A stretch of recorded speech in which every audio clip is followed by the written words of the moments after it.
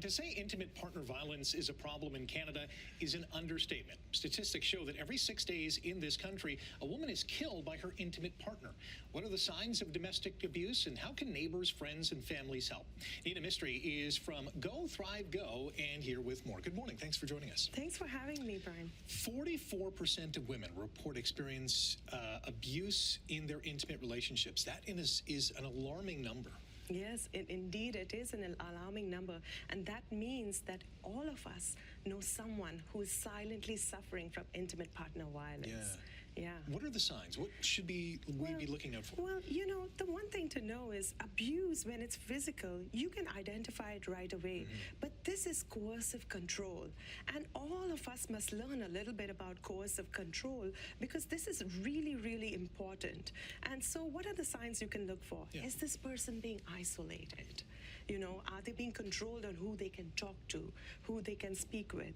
Are they being emotionally controlled? Sometimes you see a partner dynamic, even in public, the other person is just controlling them with their eyes. Or are they putting them down all the time?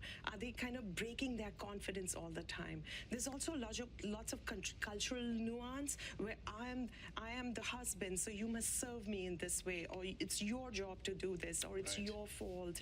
There's so many nuances there. There's children involved, and there's threats to children sometimes, or pets, you know, and there's violent threats to pets. There's also like, you know, manipulation and coercion in a way that, you know, it's your fault this is happening. Or even threats like, I'll commit suicide if you do this. So a person is controlled in various ways. But the thing to understand is, it's like a cocktail. It's not always bad. There's sometimes, you know, there's love bombing too. There's the calming periods too. So one who is subject to it is very confused. You know, it's a vicious cycle. It's a very vicious cycle, but this is like a manipulative, invisible leash around a person, and they don't know that they are in it.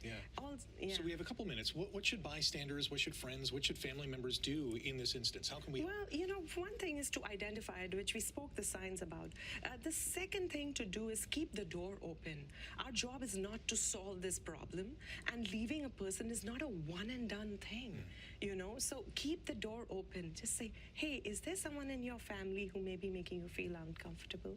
Or I've noticed that you don't have control over your finances. Is there something I can help you with? Or I'm always available to talk. You can call me anytime. Just leave the door open. Let the person be in charge of their situation.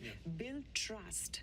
If you go too aggressively, you say, why don't you just leave him? Why don't you walk off? These are wrong things. They're going to put up a wall, right? Yeah, we're going to put up a wall. This person is already scared.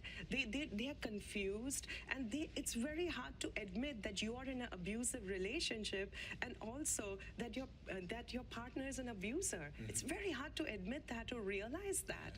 We have less than a minute to go. Where can we get more information? You can get more information on www.gothrivego.com. You can look up coercive control, and also what happens is the people who are suffering from it need a lot of mental health resources. We have those on our website.